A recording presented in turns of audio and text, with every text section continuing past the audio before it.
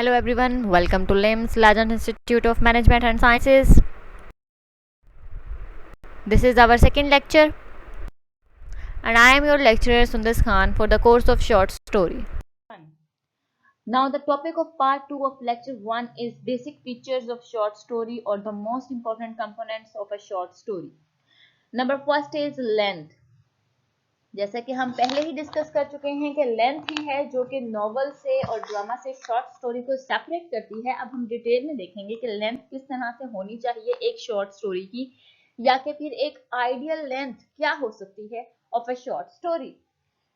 अच्छा, according to critics, या कि फिर आप कह सकते हैं on the author's of the short story, a story that is based on 2000 to 6000 words can be considered as an ideal short story, but it was in the past. In the past, it was considered that a story that is based on 2000 to 6000 words can be considered as an ideal short story, but now critics are against this length. They are against the idea कि आप लोग एक ideal length या एक specific जो है words की numbers जो हैं वो नहीं रख सकते, ये बताने के लिए कि क्या ये एक आइडियल शॉर्ट स्टोरी है या नहीं है। ठीक है, आप लोगों की शॉर्ट स्टोरी जो है वो कंसाइज होनी चाहिए, ब्रेविटी होनी चाहिए उसके अंदर, वो जो है उसके अंदर यूनिटी होनी चाहिए। शॉर्ट स्टोरी को शॉर्ट हम इसलिए भी कह सकते हैं, या उसकी लेंथ जो है वो हम लोग कंसाइज और शॉर्ट इसलिए रखते हैं क्योंकि हमारा जो फोकस होता है that is on a one idea और वन कैरेक्टर और वन प्लेस, जिसको हम लोग अपनी सेटिंग में अरेंज करते हैं और उसको हम लोग फिर एंडिंग तक जो है हम लोग उसको पहुंचाते हैं।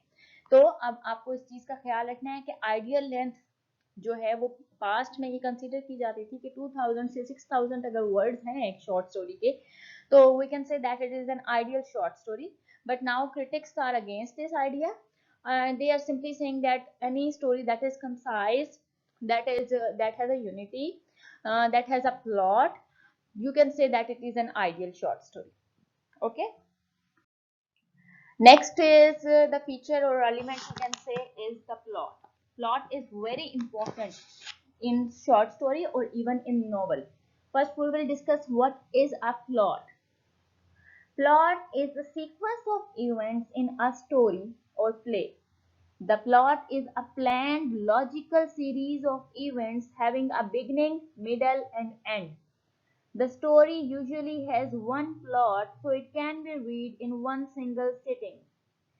सिंपल सी बात है, मैं आपको ऑलरेडी बता चुकी हूँ कि सीरीज ऑफ इवेंट्स होते हैं, हम लोग कह सकते हैं कि series of events arranged in arrange in a sequence, तो हम उसे कह सकते हैं कि ये जो है ये एक प्लॉट है। प्लॉट क्या होता है? चेन ऑफ इवेंट्स होता है, अरेंजमेंट ऑफ इवेंट्स होता है। इसकी प्लॉट को आप इस तरह से भी डिफाइन कर सकते हैं कि चेन ऑफ इवेंट्स है, having a middle, having and opening and having an ending या क्लोजिंग, आप इस तरह से कह सकते हैं इसको, या आप कह सकते हैं कि प्लॉट जो है इसको हम इस तरह से भी डिफाइन कर सकते हैं कि planned logical series of events having a middle, beginning and and, इस तरह से भी आप लोग डिफाइन कर सकते हो। मतलब एक ऐसा सीक्वेंस ऑफ इवेंट्स आप कह सकते हो, या अरेंजमेंट ऑफ इवेंट्स हम कह सकते हैं, जिसकी स्टार्टिंग है, फिर उसका मिडल भी है और देन उसकी एंडिंग है, उसको हम लोग प्लॉट का नाम देते हैं। ठीक है, सबसे पहले तो ये चीज हो गई। नंबर सेकंड, उसके अंदर क्या चीज है, हम जब स्टोरी की डेवलपमेंट करते हैं या हम शॉर्ट स्टोरी को डेवलप कर रहे हैं, उसका प्लॉट हम लोग बता रहे हैं, तो उसके अंदर हम डिफरेंट टेक्निक्स यूज करते हैं हम उस चीज को इन्हांस करने के लिए। उसके अंदर हम कौन सी टेक्निक्स यूज कर सकते हैं? हम लोग उसके अंदर टेक्निक्स यूज करते हैं रेवलेशंस की, मतलब हम रिवील करते हैं चीजें, या कि फिर हम लोग एपिफेनी की टेक्निक यूज करते हैं, हम लोग आयरनी यूज करते हैं डेवलप करने के लिए अपना प्लॉट। मतलब डिफरेंट टेक्निक्स आप लोग यूज करते हैं according to your story, according to the topic that you are going to write on your story on. हम उस डिफरेंट टेक्निक्स को यूज करके अपने प्लॉट की डेवलपमेंट करते हैं। और प्लॉट क्या है? प्लॉट है logical series of events which has a beginning, which has a middle and which has an ending। ये तीनों चीजें जिसके अंदर हो और वो लॉजिकल सीरीज ऑफ इवेंट्स हो या well planned series of events हो, तो उसको आप लोग प्लॉट का नाम देते हैं। ठीक है, अब नेक्स्ट जो चीज इसके अंदर इंपॉर्टेंट है that is introduction of characters. Means के प्लॉट के अंदर जो है वो और भी फर्दर चीजें हैं। अब आपने इन चीजों को आप लोगों ने डिटेल में देखना है कि प्लॉट के अंदर जो फर्दर चीजें हैं वो कौन कौन सी हैं। मैंने प्लॉट आपको समझाया, अब नेक्स्ट हम लोग जो उसके अंदर जो फर्दर चीजें हैं जो उसके लिए एलिमेंट्स हैं, एसेंशियल पार्ट्स ऑफ प्लॉट हैं, अब हम उस पर डिस्कस करेंगे। ठीक है, सबसे पहले है इंट्रोडक्शन ऑफ कैरेक्टर्स, यानी कि आप लोग बिगिनिंग का नाम दे सकते हैं इसको। ठीक है, बिगिनिंग में क्या होता है, beginning of the story, characters और बैकग्राउंड्स एंड सेटिंग रिवील्स, यानी कि हम लोग क्या कहते हैं इसको, आप लोग इसको इंट्रोडक्शन ऑफ कैरेक्टर्स कह सकते हैं, आप लोग इसको एक्सपोजिशन का नाम भी दे सकते हैं। ठीक है, इस पार्ट को आप लोग एक्सपोजिशन का नाम भी दे सकते हैं। इसके अंदर क्या होता है, इसके अंदर स्टोरी का स्टार्ट होता है, आप लोगों को कैरेक्टर्स से इंट्रोड्यूस करवाया जाता है, आप लोगों को बैकग्राउंड बताया जाता है, या फिर सेटिंग रिवील की जाती है। सेटिंग कैसे रिवील होती है, फॉर एग्जाम्पल आप लोग कोई स्टोरी पढ़ रहे हैं और आपको बताया जा रहा है कि ड्राइंग रूम है, उसके अंदर सोफाज हैं, उसके अंदर आप कह सकते हैं कॉफी टेबल है, आप लोग कह सकते हैं उसके अंदर एयर कंडीशनर चल रहा है, कारपेट है। मीन्स कि आपको सेटिंग बताई जा रही है कि कौन सी सेटिंग के अंदर से हम लोग या जो है वो कैरेक्टर्स हैं, कैरेक्टर्स बैठे हुए हैं। या फिर अगर मैं आपको एक और सेटिंग दिखाऊं कि एक आप कह सकते हो विलेज है, उसके अंदर खुला सा एक आप कह सकते हैं सेहन है, उस सेहन के अंदर चारपाई है, और वहां पे एक जो है आप कह सकते हो फीमेल कैरेक्टर जो है वो लस्सी बना रही है। मतलब सेटिंग है ना, अब आपको सेटिंग पता लग जाएगा, विलेज की सेटिंग है या शहर की सेटिंग है। और मतलब उनका अगर मैं आपको ड्राइंग रूम में कह रही हूँ एसी है, कारपेट है, सोफाज हैं, और अगर मैं कहती हूँ कि जी ड्राइंग रूम है, उसके अंदर सिर्फ चेयर्स पड़ी हुई हैं और एक टेबल है, तो आपको पता लग रहा है कि हम लोग फाइनेंशियल सिचुएशन जो है सेटिंग आपको वो दिखा रही है। सेटिंग इसलिए इंपॉर्टेंट होती है। ठीक है, अब हम बात करें इनिशियल कंफ्लिक्ट की, सिचुएशन की। इनिशियल कंफ्लिक्ट आप कह सकते हो या फिर आप कह सकते हो ये राइजिंग एक्शन है। राइजिंग एक्शन हम बाद में डिस्कस करेंगे, अभी हम इनिशियल कंफ्लिक्ट की बात करते हैं। देखिए जी, पहले इनिशियल कंफ्लिक्ट के लिए आपको पता होना चाहिए कंफ्लिक्ट क्या है। ठीक है, कंफ्लिक्ट क्या होता है, कंफ्लिक्ट प्लॉट के लिए एक बहुत ज्यादा इंपॉर्टेंट पार्ट है। ठीक है, ये क्या करता है, ये इंसिडेंट्स को टुगेदर लाता है, इनको कंबाइन करता है डिफरेंट इंसिडेंट्स को, और प्लॉट की तरफ जो है ना, या प्लॉट को आगे लेके चलता है, मतलब स्टोरी को आगे लेके जाता है। ये जो है कन्फ्लिक्ट सिर्फ आर्ग्यूमेंट्स के ऊपर बेस नहीं करता, ये जो है स्ट्रगल के ऊपर बेस करता है, मैन के स्ट्रगल के ऊपर बेस करता है, जो मेन कैरेक्टर है उसके स्ट्रगल के ऊपर बेस कर रहा होता है, उसको हम कहते हैं कन्फ्लिक्ट। अब देखें कन्फ्लिक्ट क्या है, conflict is essential to a plot. Opposition ties incidents together and moves the plot. Not merely limited to arguments, conflict can be any form of struggle the main character faces. Within the short story, there may only be a single or one central struggle, or there may be minor obstacles or struggles within a dominant struggle. There are two types of conflicts. अब देखें, conflict मैंने आपको बता दिया कि incidents को जो हम आगे प्रोग्रेस करते हैं, जो मेन इंसिडेंट है, ये जो स्ट्रगल है, उसको आप लोग कन्फ्लिक्ट का नाम दे सकते हैं। जो मेन प्रॉब्लम है उसको आप लोग कन्फ्लिक्ट का नाम दे सकते हो। अब कन्फ्लिक्ट में क्या होता है, कन्फ्लिक्ट बेसिकली बेटा ये नहीं है कि हमारी किसी के साथ लड़ाई हो गई या आर्ग्यूमेंट्स अगर हम करें तो वही कन्फ्लिक्ट है, नहीं। कन्फ्लिक्ट की भी आगे फर्दर टाइप्स हैं, और एक प्लॉट के अंदर एक से ज्यादा कन्फ्लिक्ट भी हो सकते हैं। मतलब शॉर्ट स्टोरी में एक ही प्लॉट होता है, बेसिकली एक ही प्लॉट होता है, लेकिन कन्फ्लिक्ट जो होता है वो कन्फ्लिक्ट भी हो सकता है स्टोरी के अंदर, और एक शॉर्ट स्टोरी के अंदर एक से ज्यादा कन्फ्लिक्ट्स भी हो सकते हैं। मतलब एक मेन कन्फ्लिक्ट हो जाएगा और उसके बाद जो है वो आप कह सकते हो कि माइनर कन्फ्लिक्ट्स होंगे, जो माइनर प्रॉब्लम्स होती हैं जो फेस करते हैं। अच्छा, आप देखें इसके अंदर दो टाइप से कन्फ्लिक्ट्स हैं, एक इंटरनल कन्फ्लिक्ट होता है और एक होता है एक्सटर्नल कन्फ्लिक्ट। ये जो कन्फ्लिक्ट है इसको आगे हम टू पार्ट्स में डिवाइड करते हैं, इंटरनल हो जाएगा एक, और एक हो जाएगा एक्सटर्नल।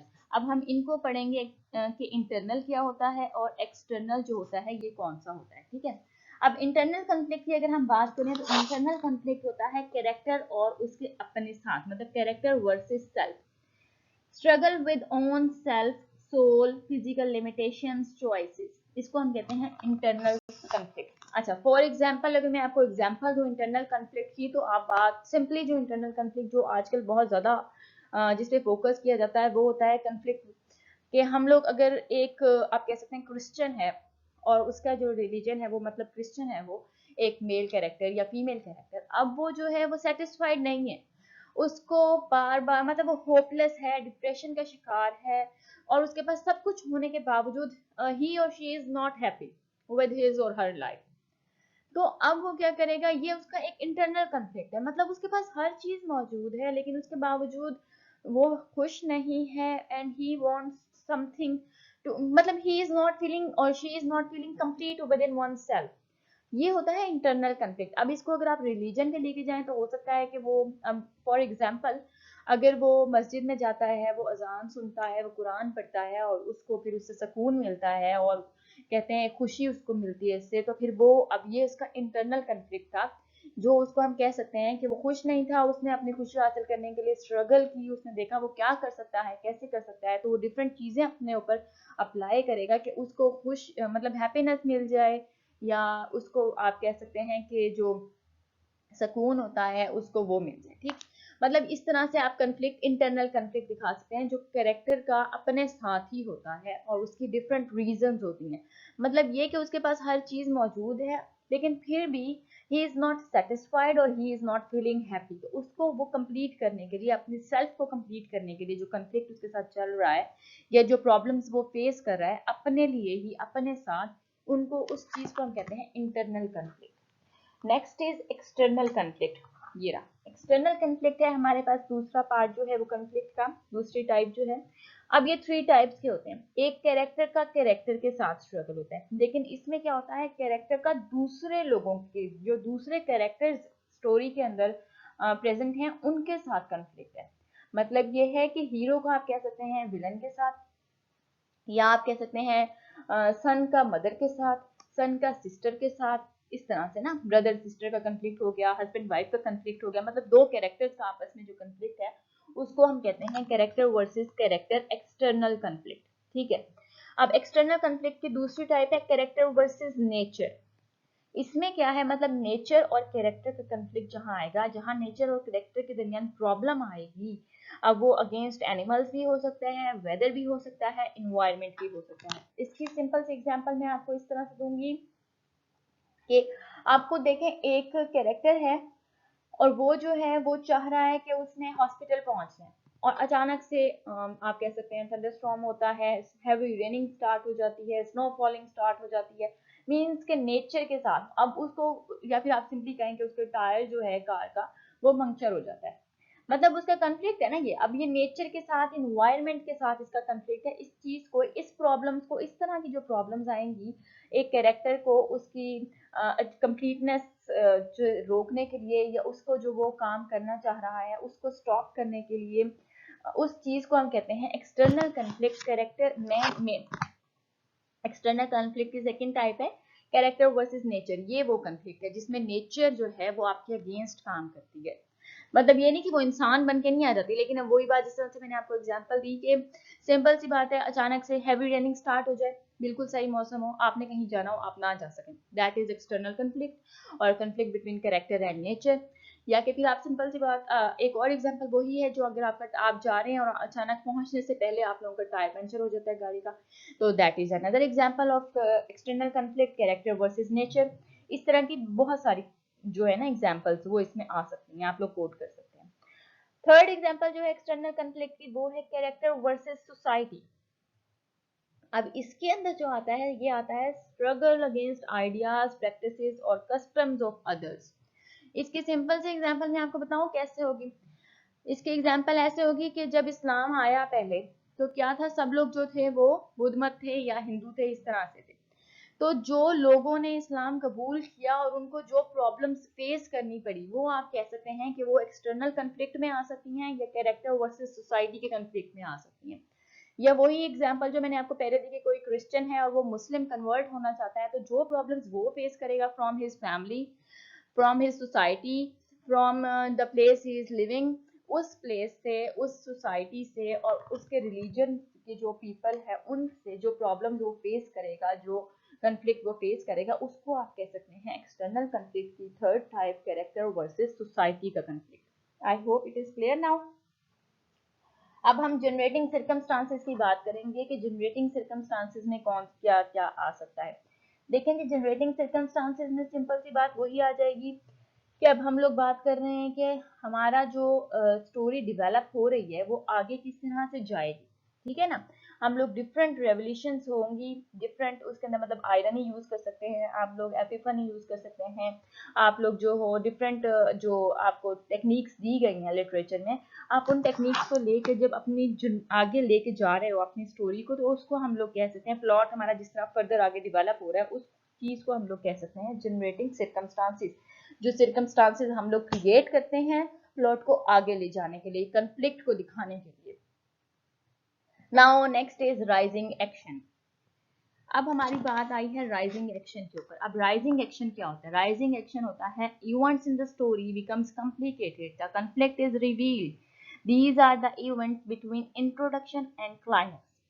जो क्लाइमेक्स और इंट्रोडक्शन के दरमियान जो स्टोरी आ रही है, मतलब आपने इंट्रोड्यूस करवा दिया, अब आप लोगों का कन्फ्लिक्ट स्टार्ट हो रहा है, स्लोली स्लोली आपको बताया जा रहा है कि प्रॉब्लम क्या है इन द स्टोरी, और उसके बाद बिल्कुल जो स्टोरी हमारी ऊपर की तरफ जाती है, मतलब कि हमारी जो है मेन कन्फ्लिक्ट या क्लाइमेक्स से पहले पहले जो हमारी स्टोरी चल रही है, राइजिंग एक्शन उसको कहते हैं। इंट्रोडक्शन से क्लाइमेक्स के दरमियान जितना भी स्टोरी हमारी जो है वो डेवलप हुई है, जितनी भी हुई है, जो प्रॉब्लम्स शो की गई हैं, वो चीज है वो है राइजिंग एक्शन। मीन्स के राइजिंग एक्शन का मतलब ये है कि हमारी जो स्टोरी है वो आहिस्ता आहिस्ता ऊपर की तरफ जा रही है, मतलब डेवलप हो रही है, क्लाइमेक्स की तरफ जा रही है, that is rising action. Again मैं आपको बता देती हूँ, events in the story becomes complicated, the conflict is revealed, these events between the introduction and climax is called rising action. जो भी इवेंट्स इंट्रोडक्शन और क्लाइमेक्स के दरमियान आते हैं उनको हम कहते हैं राइजिंग एक्शन। इसमें क्या होता है, स्टोरी डेवलप हो रही होती है स्लोली स्लोली, और अपना कॉन्फ्लिक्ट जो है वो रिवील कर रही होती है कि main problem in the plot क्या है। ठीक है, प्लॉट के अंदर जो मेन मसला दिखाया जा रहा है वो कौन सा प्रॉब्लम है, कौन सा कॉन्फ्लिक्ट है। Next is climax. क्लाइमेक्स क्या होता है? Turning point of the story होता है। टर्निंग पॉइंट कैसे आता है स्टोरी के अंदर? मतलब अगर सब चीजें हैप्पी हैप्पी दिखा रहे हैं और अचानक से एक टर्निंग पॉइंट आएगा तो वो किस तरह से आएगा? फॉर एग्जाम्पल, मेन कैरेक्टर जो है वो न्यू इन्फॉर्मेशन रिसीव करेगा, मेन कैरेक्टर जो है करेगा कि भाई रियलाइज करेगा कि accepts this information but it does not necessarily agree with you, means कि उसको इन्फॉर्मेशन मिल गई है लेकिन वो मान नहीं रहा, वो इस इन्फॉर्मेशन के ऊपर जो है वो बिलीव नहीं कर रहा। और क्या हो सकता है? मेन कैरेक्टर जो है acts on his this information, makes a choice that will determine whether or not objective is main और नॉट मेन। अच्छा, अब इसके अंदर मैं आपको सिंपल से एग्जांपल दूं। टर्निंग पॉइंट क्या होगा? अगर आपको एक स्टोरी पढ़ने के लिए दी जाती है और उसके अंदर दिखाते हैं कि एक फैमिली है, उसके अंदर मदर है, फादर हैं और दो सिबलिंग्स हैं, एक ब्रदर एक सिस्टर, और they are living a very happy life, and suddenly जब क्लाइमेक्स आता है, या आपको खुद ही पता चल जाएगा क्लाइमेक्स है, क्योंकि टर्निंग पॉइंट आएगा कि हैप्पी फैमिली अचानक से डिटैच्ड हो जाएगी। क्यों? क्योंकि ब्रदर ने या सन ने ये इन्फॉर्मेशन रिसीव किया दैट ही इज अडॉप्टेड। पहले वो इस बात को नहीं मानेगा, but then he will start मतलब investigating whether it is true और इट इज नॉट ट्रू और इट इज फॉल्स। तो जब वो रिसीव और उसको बाद में कंफर्मेशन मिल जाती है yes that he is adopted, तो दैट इन्फॉर्मेशन जिसकी वजह से हमारी हैप्पी फैमिली जो है वो डिटैच्ड हो गई, वो आप कह सकते हैं कि टर्निंग पॉइंट था। उस इन्फॉर्मेशन की वजह से वो टर्निंग पॉइंट हुआ। और ये क्लाइमेक्स, आप इसी चीज को क्लाइमेक्स कहते हैं कि स्टोरी जो होती है वो टर्निंग पॉइंट ले लेती है, टर्न कर जाती है। ये मैंने आपको जस्ट एक एग्जांपल दी है, इस तरह की बहुत सारे एग्जांपल्स हैं जो आप लोगों को मिल सकते हैं। Last is denouement. अब एक और बात मेरी याद रखिए, आपकी डिनोमेंट क्या होता है? फॉलोइंग एक्शन और रेजोल्यूशन मींस के कंक्लूजन। हम फॉलोइंग एक्शन को और कंक्लूजन को जब इकट्ठा बोलते हैं तो हम उसे कहते हैं डिनोमेंट। फॉलोइंग एक्शन क्या होता है? Events complication starts to fall into place, these are the events between climax and denouement. और final outcome of the event in the story जो होती है कंक्लूजन, मतलब फाइनल आउटकम जो होता है वो कंक्लूजन है। और जो इवेंट्स हो रहे हैं, मतलब मैंने जैसा अभी आपको एग्जांपल दी सिंपल सी, एक कि एक सन को और एक ब्रदर को पता चलता है दैट ही इज अडॉप्टेड, और देन क्या होता है, वो उसके ऊपर इन्वेस्टिगेशन करता है और उसको पता लगता है that it is true that he is adopted, जो डिटैच्ड होना स्टार्ट हो जाती है फैमिली। तो अब क्या हो रहा है, जब हम लोग इसको फॉलोइंग एक्शन में अगर लेके जाते हैं और मैं आपको इसी स्टोरी को आगे फर्दर जो है अपनी डेवलप करूं, तो ये हो जाएगा कि मतलब इस तरह से डेवलप की जा सकती है कि बेशक वेदर ही इज अडॉप्टेड और नॉट, बट उसके पेरेंट्स ने हमेशा उसे एज अ प्रीशियस सन और उसके सिस्टर ने हमेशा उसे as a loving brother treat किया।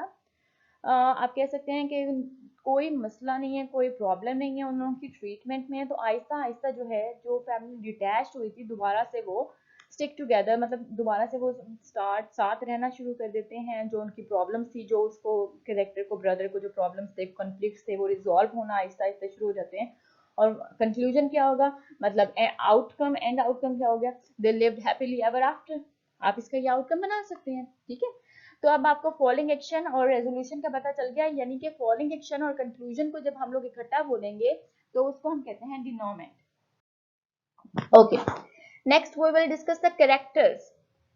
कैरेक्टर्स बेटा बहुत इंपॉर्टेंट हैं इन स्टोरी। अब एक और चीज को आप अपने माइंड में रखें, कैरेक्टर्स क्या होते हैं, कैरेक्टर्स होते हैं लिमिटेड। एक शॉर्ट स्टोरी है, उसकी लेंथ ही शॉर्ट है, तो उसके अंदर जाहिर सी बात है जो चीज होगी, कैरेक्टर्स होंगे, वो लिमिटेड कैरेक्टर्स होंगे। कितने कैरेक्टर्स हो सकते हैं, आइडली 2 to 6 कैरेक्टर्स एक शॉर्ट स्टोरी के अंदर हो सकते हैं।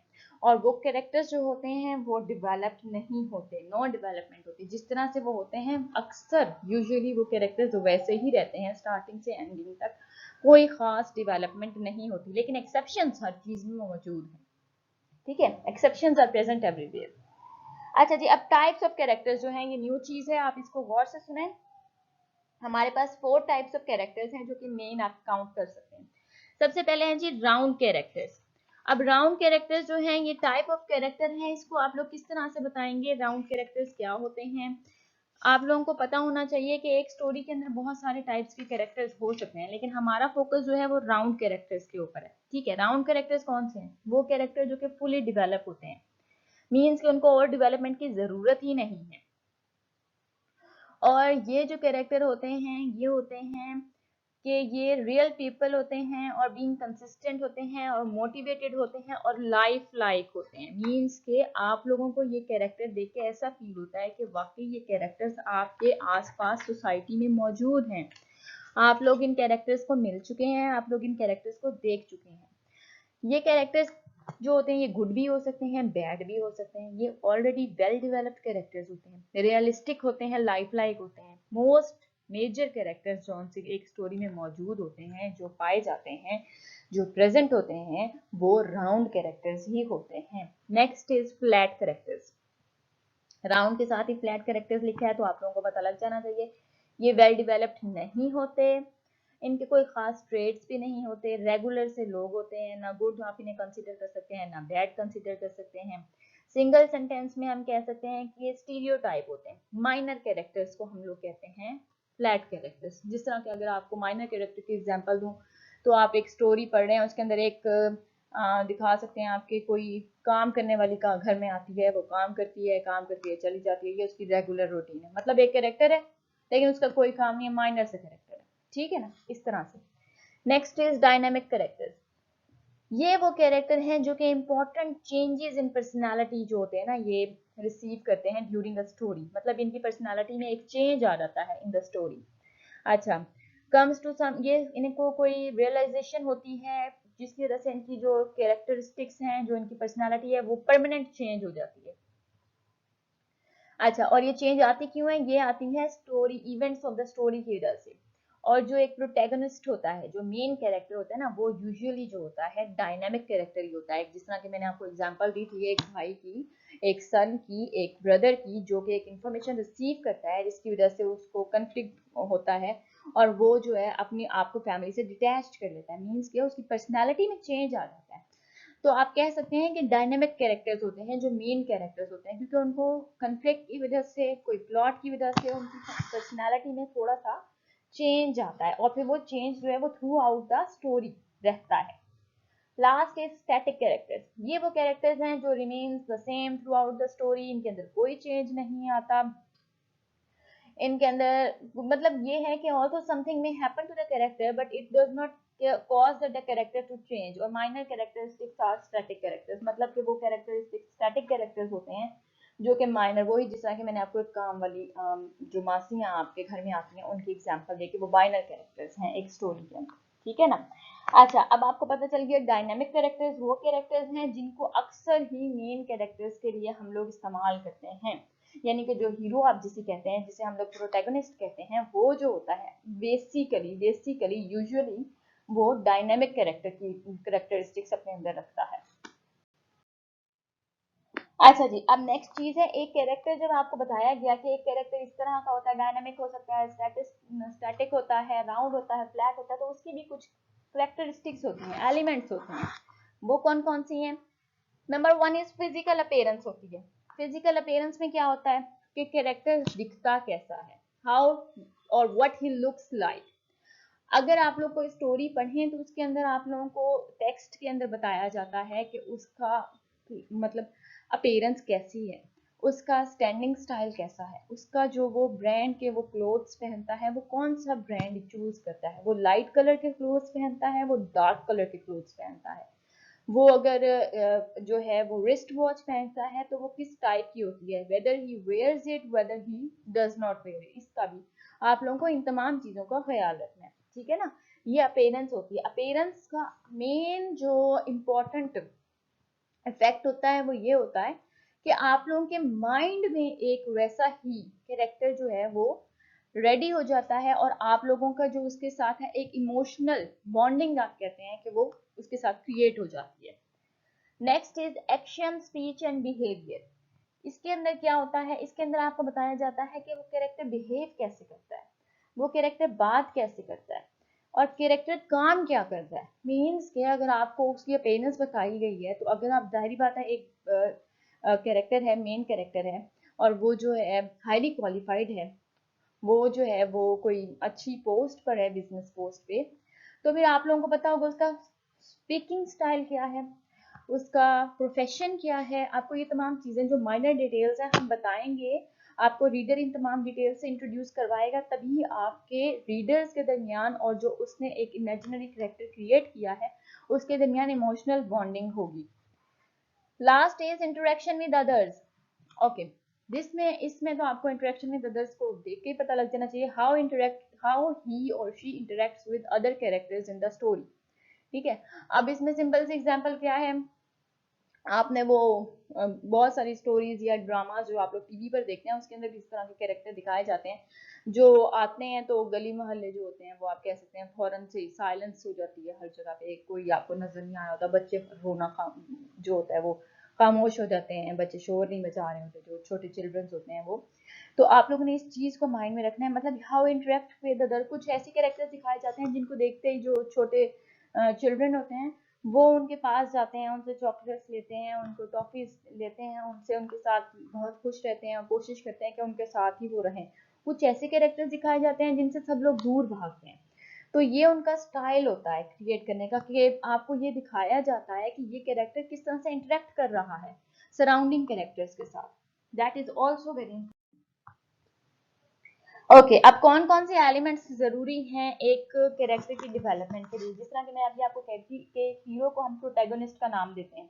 प्रोटैगोनिस्ट क्या होता है? Protagonist is the main character of the story. और क्या होता है, ये एक्सपीरियंस करता है कंफ्लिक्ट ऑफ द स्टोरी। ये गुड भी हो सकता है और बैड भी हो सकता है, मतलब ये तो डिपेंड करता है ना स्टोरी कौन सी सेटिंग में है, कौन सी किस टाइप का उसका टॉपिक है जिसके ऊपर स्टोरी लिखी गई है। प्रोटैगोनिस्ट को आप लोग मेन कैरेक्टर कहते हैं। जो मेन कंफ्लिक्ट होता है स्टोरी का वो ये कैरेक्टर फेस करता है। ये गुड कैरेक्टर भी हो सकता है, बैड कैरेक्टर भी हो सकता है। एंटागोनिस्ट क्या होता है? एंटागोनिस्ट जो होता है इसकी वजह से प्रॉब्लम क्रिएट होती है स्टोरी के अंदर। जिस तरह की मैंने आपको एग्जांपल दी कि एक ब्रदर और सन है और उसको पता चलता है दैट ही इज अडॉप्टेड। अब जिस इंसान ने उसको ये इंफॉर्मेशन दी है, you can consider that man or woman as an antagonist because उसने conflict raise किया ना, वो है cause of the conflict, तो वो बंदा है जिसने ये इंफॉर्मेशन उसके ऊपर डिस्क्लोज की। तो इसके अंदर क्या है, और कंफ्लिक्ट एक और चीज, कंफ्लिक्ट जरूरी नहीं है कि पर्सन ही हो, वो सोसाइटी भी हो सकती है, वो आप लोगों का आप बिलीफ भी कह सकते हो, मतलब कंफ्लिक्ट कोई भी चीज, जो चीज प्रॉब्लम क्रिएट कर रही है for the main character of the story, you can consider that person, thing और whatever it is as a conflict, as an antagonist, ठीक है। Antagonist that is against main character, always against the main character. Next is dialogue. Dialogue क्या होते हैं? ये words होते हैं जो कि हम लोग यूज करते हैं इन द कन्वर्सेशन। आप कह सकते हो डायलॉग्स क्या होते हैं बेटा? डायलॉग्स जो होते हैं इनकी वजह से कैरेक्टर के अंदर रियलिटी पैदा होती है। तो डायलॉग्स की जो एक इम्पॉर्टेंट चीज है वो ये है कि डायलॉग्स जो होते हैं ना, ये माउथ पीस ऑफ ऑथर होते हैं। ये आप लोगों को बताते हैं कि ऑथर जो है वो क्या सोच रहा है, ऑथर क्या चाह रहा है। ऑथर जो अपना मेन मैसेज होता है ना, वो इन डायलॉग्स की मदद से ही टू द रीडर्स तक पहुंचाता है। ठीक है। अच्छा, उसके बाद लास्ट है स्टीरियोटाइप। स्टीरियोटाइप क्या होता है? जिसके अंदर ओरिजिनलिटी नहीं होती, जो सिंप्लीफाई होता है। ठीक है, ऐसा कैरेक्टर जो कि सिंपल सा कैरेक्टर हो और उसके अंदर कोई इंडिविजुअलिटी ना हो, जो सब लोग कर रहे हो वो ही काम कर रहा हो, उसके अंदर बिल्कुल भी मतलब कोई ऐसी चीज ना हो जो जिसकी वजह से आपका इंटरेस्ट या आपकी अटेंशन उस कैरेक्टर पर जाए। That is a stereotype character, आप सिंपली इसको ऐसे कह सकते हैं। अच्छा जी, वही आ गई बात दोबारा से डायलॉग्स की। डायलॉग्स जो होते हैं इससे आपके जो कैरेक्टर्स हैं उनके अंदर रियलिटी पैदा होती है।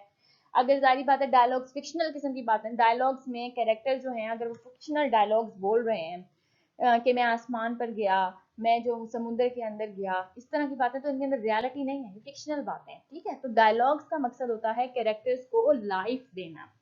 और डायलॉग्स का एक और जो आप कह सकते हैं मेन जो इम्पोर्टेंट टास्क होता है वो होता है कि ऑथर का मैसेज वो रीडर्स तक कन्वे करते हैं। Mouthpiece of the author भी आप कह सकते हैं। अच्छा जी, अब नेक्स्ट हमारी है सेटिंग। सेटिंग के अंदर बहुत सारी चीजें इंक्लूड होती हैं, जिस तरह के आप प्लेस कह सकते हैं। प्लेस में अब आप सिंपल से क्या कहेंगे? प्लेस में आप बताएंगे ज्योग्राफिकल सेटिंग, बताएंगे लोकेशन, बताएंगे आप लोग के location of the story, where the story is taking place, वो कौन सी लोकेशन है। जिस तरह के मैंने आपको एग्जांपल दी कि अगर आप लोग ड्राइंग रूम दिखा रहे हैं, उसके अंदर सोफा सेट दिखा रहे हैं, कॉफी टेबल दिखा रहे हैं, कारपेट दिखा रहे हैं और आप लोगों ने एयर कंडीशनर लगाया हुआ है, तो ये एक सेटिंग है। ये एक आप कह सकते हैं कि रिच या मिडिल क्लास या हाई मिडिल क्लास जो है ना, उसकी सेटिंग है। और अगर आप दूसरी साइड पे सेटिंग दिखाते हैं, प्लेस दिखाते हैं एक ऐसा कि जिसके अंदर सिर्फ सोफा सेट या चेयर्स पड़ी हैं और टेबल है एंड दैट्स इट, तो ये जो है ये लोअर क्लास की जो है ना, ये लोअर क्लास प्लेस आप दिखा रहे हो। इस तरह की जोग्राफिकल सेटिंग भी दिखा सकते हो। अगर आप लोग हर तरफ, अगर आप फॉरेस्ट दिखा रहे हैं और फिर आप डेजर्ट दिखा रहे हैं, तो ये जोग्राफिकल सेटिंग हो जाएगी या प्लेस हो जाएगी। Time, time is very important. अब आप हिस्टोरिकल पीरियड दिखा रहे हो, मॉडर्न एज दिखा रहे हैं, कौन सा ईयर दिखा रहे हैं और स्टोरी किस टाइम में जो है ना वो प्रोसीड कर रही है, ये तमाम चीजें जो है इनको आपने फोकस में करना है। फिर कौन सी चीज है? फिर है वेदर कंडीशंस। वही बात हो गई कि अचानक से हैवी रेन स्टार्ट हो जाती है, स्टॉर्मिंग स्टार्ट हो जाती है। आपने मतलब ये तमाम चीजें जो हैं ये तमाम मिलकर एक सेटिंग क्रिएट करती हैं कि किस किस्म की सेटिंग में जो स्टोरी है वो हमारी प्रोसीड कर रही है।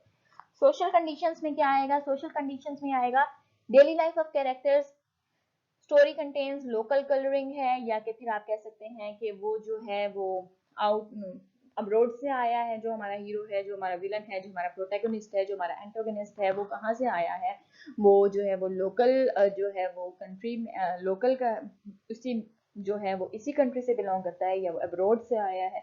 ये तमाम चीज़ें हैं जो ये सोशल सेटिंग में आती हैं। उसकी सोशल कंडीशन दिखा रहे हैं कि वो कौन सी सोशल जो है वो आप कह सकते हैं क्लास से बिलोंग कर रहा है आपका एंटागनिस्ट और प्रोटैगनिस्ट। मूड और एटमॉस्फेयर में क्या आएगा? Feeling is created at the beginning of the story, cheerful और eerie।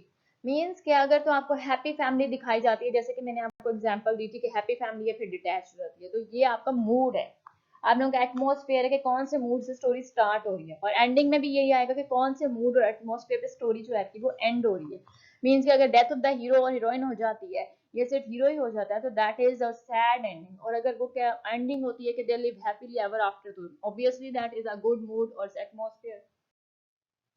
अच्छा जी, अब नेक्स्ट हमारा है नैरेटिव्स। नैरेटिव्स में क्या होता है बेटा? नैरेटिव हम लोग टेक्निक्स, उन टेक्निक्स को कहते हैं जिसके जरिए स्टोरी आप तक पहुंचाई जाती है कि किस तरह से स्टोरी आप तक पहुंच रही है। ये हमारे 3 नैरेटिव टेक्निक्स हैं, first person, second person and third person. First person में क्या होता है? फर्स्ट पर्सन में होता है, आप इसको पॉइंट ऑफ व्यू भी कह सकते हैं।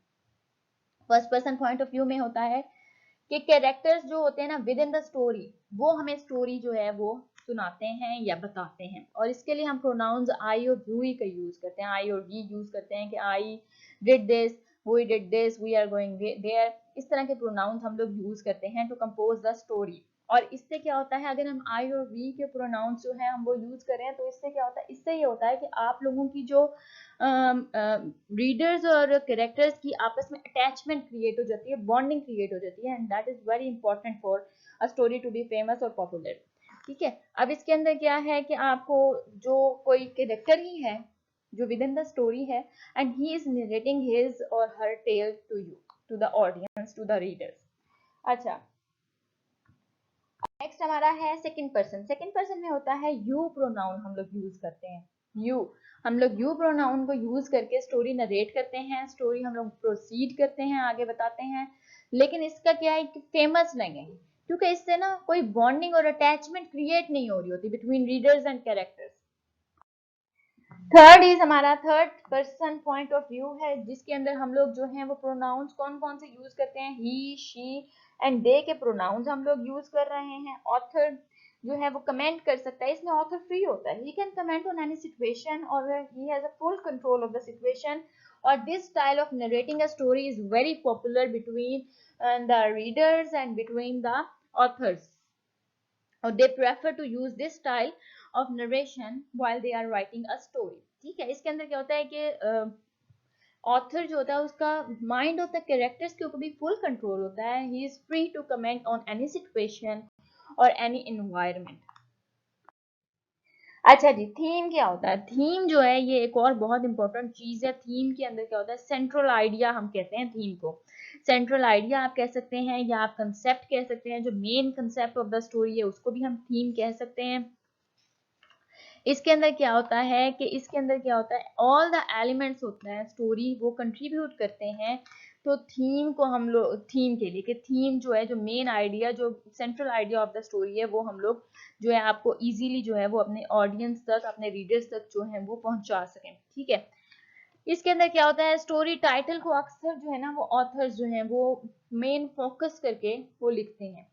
वेरियस फिगर ऑफ स्पीच को यूज करते हैं अपनी थीम पहुंचाने के लिए। हम लोग सिंबोलिज्म यूज कर लेते हैं, सिमिली, मेटाफोर, हाइपरबोले, आयरनी, इस तरह की जो फिगर्स ऑफ स्पीच है इनको हम लोग हाईलाइट करते हैं कि हम लोगों का जो थीम है, जो सेंट्रल आइडिया है, जो मॉरल ऑफ द स्टोरी है, वो रीडर्स तक इजीली पहुंच जाए। एग्जाम्पल्स हैं कुछ हमारे पास कॉमन थीम्स की, love is blind, believe in yourself, people are afraid of change, don't जज a book by its cover. ये तमाम एग्जाम्पल्स हैं कॉमन थीम्स की। अच्छा, अब ये हमारे पास इंपॉर्टेंट चीज है कि हमने स्टोरी को ओपन कैसे करना है। How are you going to introduce your characters, how are you going to introduce the setting to your audience और टू योर रीडर्स। इसके अंदर क्या होता है, decide the course of story leads to rising action. तो first 2 या 3 paragraphs जो होते हैं वो वेरी सिग्निफिकेंट होते हैं, वेरी इंपॉर्टेंट होते हैं, क्योंकि इनके अंदर हम लोग रिवील कर रहे होते हैं अपने कैरेक्टर्स, अपने प्लॉट एलिमेंट्स, तमाम चीजें जो हैं फर्स्ट 2-3 पैराग्राफ्स के अंदर आप लोग अपने रीडर्स तक पहुंचा रहे होते हैं। तो they are very significant, very important. तो इनके ऊपर जो है वो ज्यादा फोकस करते हैं रीडर्स भी, और जो ऑथर है, जो राइटर है, राइटर ऑफ द स्टोरी, वो भी। अच्छा, फ्लैशबैक कैन बी यूज्ड किस तरह से, अगर आपको दिखाया जाए कि आपको पहले एक पैराग्राफ में एक सिटिंग दिखाई गई है ड्राइंग रूम में, और 2 brothers are sitting inside the drawing room, और फिर आपको फॉरन फ्लैशबैक पे लेके जाया जाता है कि 20 साल पहले, 20 इयर्स अर्ली जो है ना, लेटर या 20 इयर्स अर्लियर, आपको इस तरह से दिखाया, आपको बताया जाता है इस तरह से, और फिर आप लोगों को बच्चे दिखाए जाते हैं, 2 भाई, और इस तरह से स्टोरी प्रोसीड करती है। तो मतलब फ्लैशबैक, हम लोगों ने फ्लैशबैक किया, हम लोग पिछला दिखा रहे हैं कि पहले क्या हुआ था, जिसकी वजह से आज ये जो कंफ्लिक्ट है, ये जो प्रॉब्लम है, ये यहाँ तक पहुंची। ठीक है, नेक्स्ट इज एंडिंग। एंडिंग में क्या होता है, हम लोग क्लोजिंग करते हैं अपनी स्टोरी की। वो हम किस तरह से करते हैं, हम लोग डिफरेंट चीजें रिवील कर सकते हैं, प्रॉब्लम सॉल्व कर सकते हैं, हम लोग डिफरेंट, दोबारा से मैं आपको कहूंगी, फिगर ऑफ स्पीच यूज कर सकते हैं, हम लोग आयरनी को यूज कर सकते हैं अपनी एंडिंग के लिए, कमेंट करने के लिए कि एंडिंग क्या होगी। अच्छा, जो इसके अंदर सबसे ज्यादा इंपॉर्टेंट चीज है वो है लास्ट स्टेटमेंट। वो very important, very significant consider की जाती है। व्हाई? बिकॉज 5 और 6 लाइन्स जो होती हैं, या 5 और 6 वर्ड्स जो होते हैं, जो एंड वाला सेंटेंस होता है of a story, that is very important, that you can tells you the result और the conclusion of the story. ठीक है, इसलिए ये जो चीज है ना, इसमें भी आप लोगों ने फोकस करना है, that is very very important. और क्या है, रेवोल्यूशन होती हैं, डिफरेंट किस्म की रेवोल्यूशन हो जाती हैं स्टोरी को कंक्लूड करने के लिए, हैप्पी एंडिंग है, सैड एंडिंग है, ये तमाम चीजें आप लोगों को एंड में पता चलती हैं, इन द कंक्लूजन आप लोगों को ये तमाम चीज़ें पता चल रही हैं। और हम लोग किस तरह से एंड कर सकते हैं, डिसअपीयरेंस ऑफ हीरो कर सकते हैं, डेथ ऑफ हीरो कर सकते हैं, हीरोइन कर सकते हैं, प्रोटैगनिस्ट कर सकते हैं, एंटागनिस्ट कर सकते हैं। डिफरेंट टेक्निक्स को यूज करके हम लोग अपनी स्टोरी को क्लोज करते हैं। I hope you understand each and everything. If you have any questions regarding this lecture, you can ask me. Thank you so very much.